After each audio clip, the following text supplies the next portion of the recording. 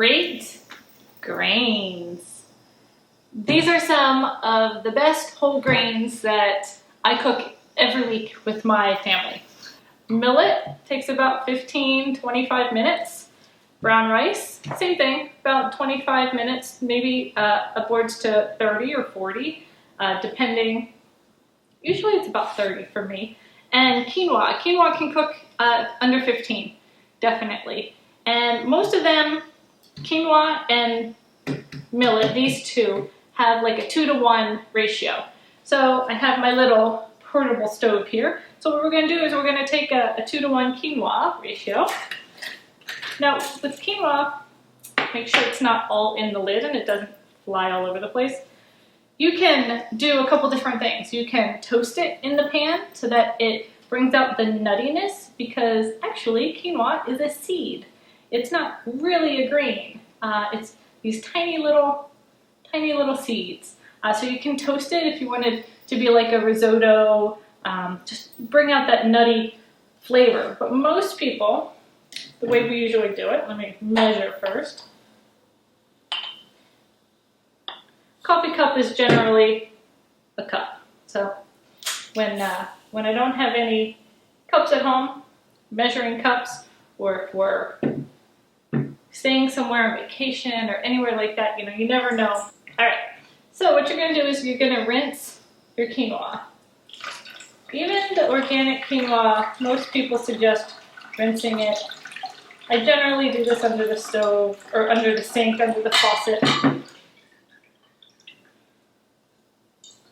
And you can keep going, rinse it off a little bit. It helps soften the grain, just helps rinse any impurities off. Maybe there's a little bit of that. Some people taste a little nuttier of a flavor when they don't rinse it. Me, I don't really taste a difference. Usually I just measure and pour it right in my...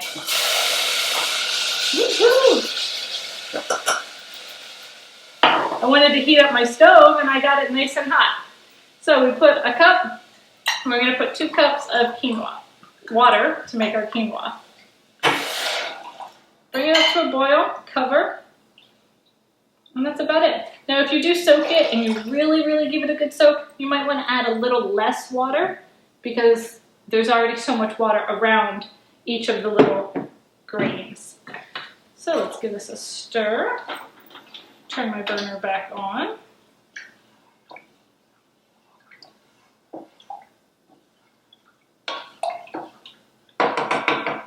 Now, cover, let it go.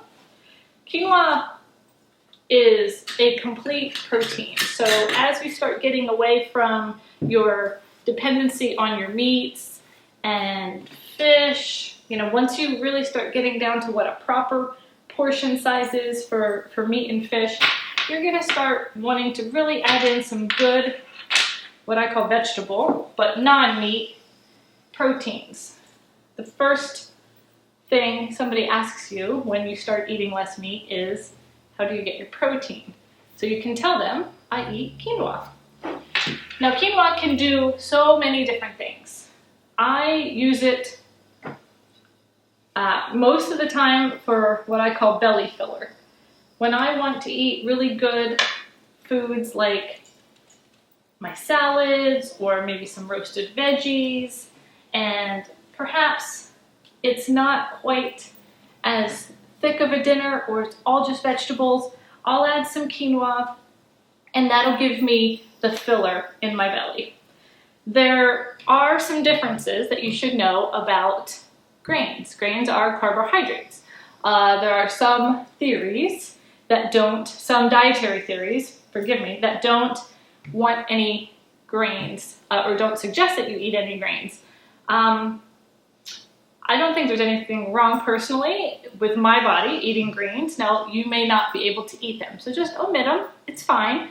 And if you are gluten intolerant, make sure you know which ones are in fact gluten-free and which ones might have an effect on your gluten sensitivity. Sometimes oats are made in factories or they're not gluten-free, so make sure you really look at the label to see if they're connected in the factory with any other gluten type of foods. So just make sure you do get a gluten-free oat if you're going to be going down the oat path.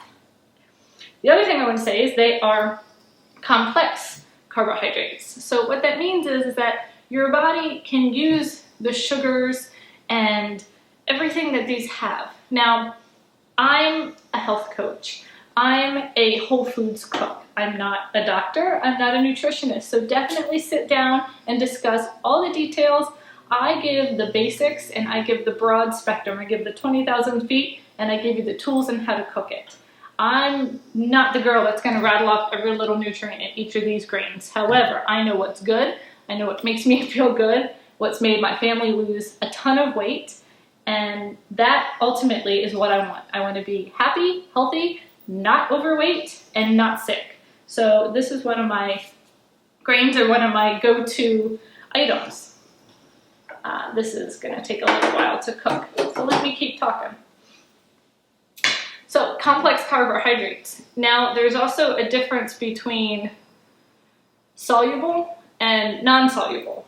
So there's a cheat sheet that I have attached to the course about the difference, which grains, because quinoa is different than oatmeal. They do two different things. So there might be a different time in your day, your health, that you might need to add more of one or the other. So definitely read up on the difference between soluble and non-soluble, because you might eat too much and you might say, hey, wait a minute, I'm having this result. So without getting too far into it, just check out that PDF and we'll talk a little bit more. Now, the difference between simple and complex carbohydrates is simple, your body is just sugar. It burns up so fast, it doesn't do as much for your body as you really want it to. It doesn't give all the long-term nutrients. So when you get a brown rice versus a white rice, you're getting the complex carbohydrate. You're getting all of the bran and the fiber that's on that little grain, instead of all that being stripped off, and you're getting just the simple sugar carbohydrate. When you eat sugar, white sugar, or white flour, or most breads, because most breads are in fact white bread just with some dye, maybe with a couple whole grains on top, you really have to learn how to label read. So we're going to talk about that also in my pantry swaps video, so make sure you check that out and we talk a little bit more about swapping out your bread. So you want complex carbohydrates. If you're going to eat carbohydrates, you want really good ones. And you can take any of these and make them sweet or savory, meaning you can eat them for a treat and have a little bit of a sweetness to it. You can add fruit, berries, maybe some sugar, maybe some honey, and sugar meaning like a coconut sugar or a maple syrup or something like that. And you can make a porridge, or you can make like a rice pudding, anything like that for, you know, maybe different types of the day where you want some sweet. Or you can make them savory. You can make, oh my goodness, I think the first thing we made with quinoa was a lemon pepper quinoa, and we put salmon on it, or we would make a stir fry with different squash. We would do a zucchini and a yellow squash stir fry, and then we would make shrimp. Oh goodness, I've even made this as Cajun, and then, you know, we Cajun up the other things that we add into it. You can just take whatever flavor palette you're looking for and run with it. So my suggestion is make a pot at the beginning of your week. If your week starts on a Sunday, maybe you want to cook up a pot that's going to feed your family. Now, is your family one person or 4 people? So, you know, change the recipe accordingly. 1 cup of quinoa will probably last me 3-4 days. It's probably all I need for the week, and I will break it up into 3 or 4 different meals. When my quinoa is completely cooked, I'll put it in one of my glass containers, or like we said before, a stainless steel container, and I'll, you know, let it cool obviously, and then I'll pop it in the fridge.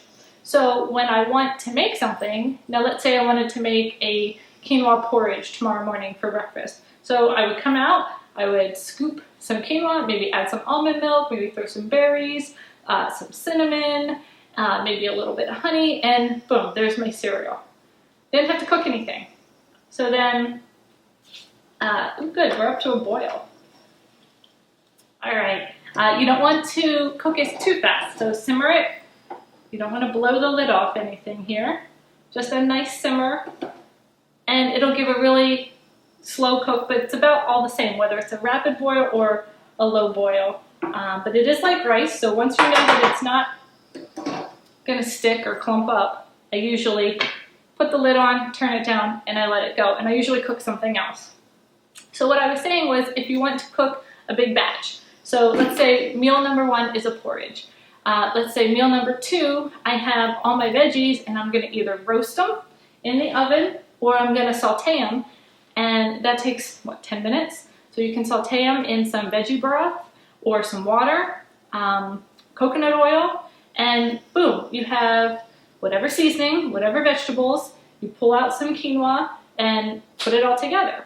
You can make a like a teriyaki sauce, you can make a hot sauce, you can make any seasoning that you can come up with in your cabinet. That is the fabulous thing about these grains. They can take on practically any seasoning that you want to throw at them. You can make quinoa patties. So let's say the third day you have a little bit of quinoa left, so you want to saute up some, let's say, red peppers, some onions, and you maybe add some Cajun spice into them. You form a little bit of patty, but what helps it stick together is maybe you take some of the flaxseed powder that we blend up in our little coffee grinder, some flaxseed and some water. I think it's like a teaspoon to maybe 2 tablespoons of water, a teaspoon of flaxseed to 2 tablespoons of water. It's like an egg substitute. So it gets this nice consistency where it's gonna glue the patty together.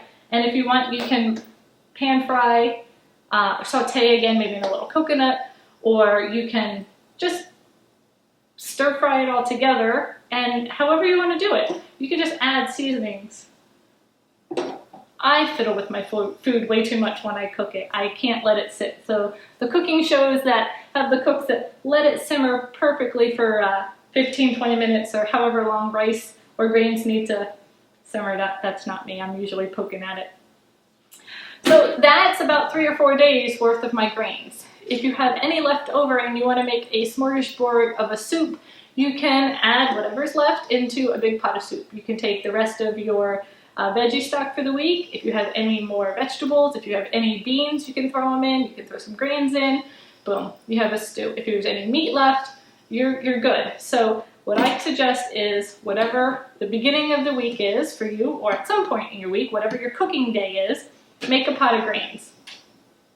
There's also a thing called overnight grains. You can take, I know you can take quinoa, millet, and oats. I'm not sure if it would work with rice. I highly doubt it. I've never heard of it, but I could be proven wrong. So if you've heard of overnight rice, let me know. But what that is it's when you take a jar and you fill it with water and you soak your grains so that they absorb all the water slowly overnight in the fridge, and you can put anything you want in there. If you want to put some nut butter, some cinnamon, whatever you want. So then if in the morning you only have the 5 minutes before you're late or you can't possibly get up any earlier to make yourself a hot breakfast, then what you might want to do is grab your little to-go.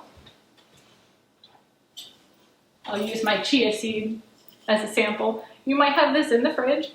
Grab it to go, grab a spoon, maybe take 3 minutes to make your smoothie, and how about that breakfast? You're not going to get that in a cardboard box from the cereal aisle. You're not going to get that at any fast food place or drive-in. And you're definitely not going to get that nutrient-rich density of the food in a donut. So remember your grains. There's just a lot of versatility. You have to experiment and you have to test what you want to do with your palate and your seasoning. And don't forget to layer. One of my favorite meals that I make is called a Buddha bowl. It's a bowl of love. It's grains, whether it be rice or mostly rice or quinoa, and then you can add some fresh veggies. So usually I do like a Mediterranean type of salad. I'll add cucumber, red pepper, I'll throw in some olives, and goodness, what else? Whatever's lying around. If I have avocado, I'll throw it in. And then what I'll usually do is I'll go in and grab some spinach, because I always have spinach in the freezer, and I'll saute some spinach and garlic together and put that on top. And I'll make either a lemon or a vinaigrette of some sort, put that on top, and it's just this amazing grain salad with fresh vegetables, either roasted or sauteed or both, and your grain. And that, if you make enough of it, that'll last you 3 or 4 days. You can divvy out a bunch of different mason jars. You can make a big pot, especially if your veggies are cooked. Fresh veggies will probably last, a couple days, 3 days. If they're done right, they can last 5, depending how you layer all your juices. But if you make your Buddha bowl, if you make your grain salad, you can make it last all week. All right, this is still cooking down. So we're gonna let that cook up a little bit more. What else can I tell you about some grains?